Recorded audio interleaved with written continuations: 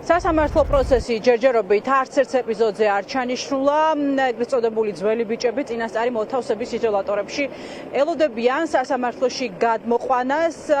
ჯერჯერობით პროკურატურა არ ჩქარობს ამ საქმეზე.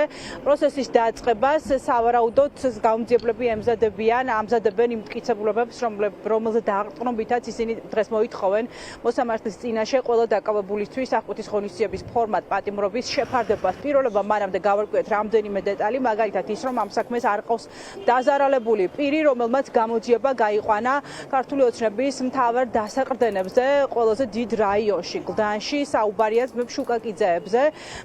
თუმცა როგორ გავიდა მათზე გამოძიება, ეს არის ახლა საინტერესო, ეს არის მთავარი კითხვა, რომელსაც ჩვენ დაუსვამთ ბუნებრივია საქმის პროკურორს, მას შემდეგ რაც ის მოვა სასამართლო პროცესზე. 4 ეპიზოდად დაიყო საქმე, მასშტაბური სპეცოპერაციის საქმე, რომელიც გახსნილად გუშინ შინაგან საქმეთა სამინისტრომ გამოაცხადა. სხვადასხვა ეპიზოდებზია საუბარი, მათ შორის ქუჩებში შერჩევითი პრინციპით ხალხის არჩევაზე, რომელთა ანგარიშიდანაც იღებდნენ მსხვილ სესხებს, ეგრეთ წოდებული ძველი ბიჭები და საკუთარ ანგარიშებზე ირიცხავდნენ. მათ შორის ერთ-ერთი ეპიზოდი ეხება ქურდული საერთოსთვის თანხების შეგროვებას და ასევე კიდევ ერთი ეპიზოდი ეხება ფინანსური დავების მოგვარებას, რომლებშიც ჩართულები იყვნენ საზღვარგარეთ მყოფი ეგრეთ წოდებული კანონიერი ქურდები და თავად დაასახელეს შინაგან საქმეთა სამინისტროში ეს სახელები და გვარები გუშინ, ეს არის ერთ-ერთი ლევან მარღია და ასევე ეგრეთ წოდებული კანონიერი ქურდი ნოდარ შუკაკიძე.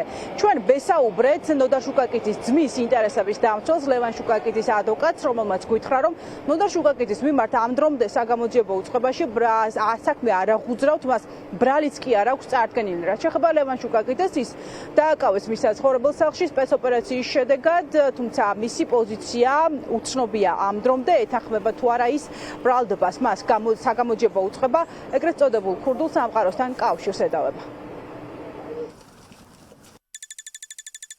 ძალიან ბევრ ადამიანს ვისრობ ამ ქალაქში და არავისთან მეგობრობას არ უარყოფ და არავისთან ახლობლობას არ უარყოფ. ერთ უბანში გავიზარდეთ. გლდანში გავიზარდე, ერთ უბანში გავიზარდეთ და ეს ყველა უბანში ესე ხდება. მაგრამ ის რომ ამ ადამიანებს რაღაცა დღეს სხვა გუშინ ხომ რაღაცა მოხდა, ამას სასამართლო დაადგეს, ეს ჩემი კომპეტენცია ხომ არ არის. მე რა უნდა გიპასუხოთ ამასთან დაკავშირებით? ერთამით მე გუშინ ვნახე თქვენი სიუჟეტი. სადაც პირდაპირ იყო იმ კონტექსტში განხილული ეს ყველაფერი, რა კონტექსტშიც ახლა თქვენ მეკითხებით. აქედან გამომდინარე ვარ დარწმუნებული, რომ საკრდენი როგორც მეგობარი საქმეს კი არ მეკითხებით, არამედ როგორც რაღაცა სუბკულტურის წარმომადგენლები თქვენი საქმე, ესაც კატეგორიულად უარყოფ. ჩვენთან პოლიტიკურ ველზე არც ერთი სუბკულტურის სხვადასხვა წარმომადგენელი როგორც საკრდენი არ აღიქმებოდა და არა როგორც მეგობარი.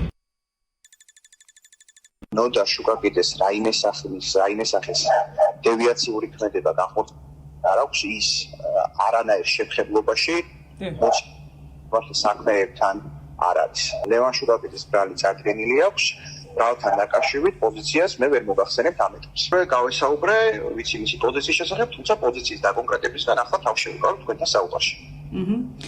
რაც შეეხება თინიკაშვილს, მას რას ედავება გამოძიება? იგივე პოზიცია. მის პოზიციასაც არ აჟღერებთ, ანუ დუმილის უფლებიც არ გეპობენ. არა, პოზიციას არ ვაშორებ ამ ეტაპს. რაიმე სახის კანონსაზრდელოვანი ნივთიერება და ნივთი არ არის ამ. დავებში მონაწილეობას რამდენად ადასტურებს? მართლის საქმის მასალების მიმოხილვას მე ვერ დავიწყებ, ვერც შინაარსში ვერ შევალ. 44 დაკავებული პირის წინააღმდეგ, მათ შორის დამატებით 7 პირის წინააღმდეგ გამოძიებას კრებსები აქვს შეგროვებული. საუბარია აქ სატელეფონო ჩანაწერებზე, სადაც მიმდინარეობს ეგრეთ წოდებული ქუჩური გარჩევები, მათ შორის ფინანსური დავების მოგვარების მიზნით, მათ შორის ადამიანებზე ზეწოლა მიმდინარეობს. სატელეფონო ჩანაწერებში ისმის მუქარის ხმებიც, მათ შორის ანგარიშწორების ხმებიც, ეს არის მთავარი მტკიცებულება, რაც საგამოძიებო უწყებამ დაკავებული პირების მიმართ შეაგროვა. თუმცა ყველაზე საინტერესო მაინც ის არის, რომ საქმეს არ ყავს დაზარალებული, რომელმაც საგამოძიებო უწყება ძალოვნები გაიყვანა ნოდარ შუკაკიძემდე, მათ შორის მის ძმაზე ლევან შუკაკიძეზე, რომელსაც ხელბორკილი საკუთარ საცხოვრებელ სახლში დაადეს. შუკაკიძეების გვარი საინტერესოა ამ საქმეში, გამომდინარე იქიდან, რომ ისინი იყვნენ წლების განმავლობაში ქართული ოცნების მთავარი დასაყრდენი, ერთ-ერთ ყველაზე დიდ რაიონში გლდანში, ისინი ეხმარებოდნენ ქართულ ოცნებას, მათ მაჟორიტარობის კანდიდატებს. ყველა არჩევნებში არჩევნების პროცესში და მათი ვარები ჟღერდებოდა მუდმივად ანგარიშწორების ფაქტებში ოპოზიციონერ პოლიტიკოსებზე მათ დაკავებას ითხოვდნენ თვეების განმავლობაში მსხვერპლები დაზარალებულად ცნობილი პირები, თუმცა ისინი იყვნენ მუდმივად ხელშეუხებლები. შესაბამისად საინტერესოა როგორ გავიდა მათზე გამოძიება და რამ აიძულა ძალოვანი უწყება რომ ხელბორტილი დაედო ოცნების მთავარი დასაყრდენისთვის.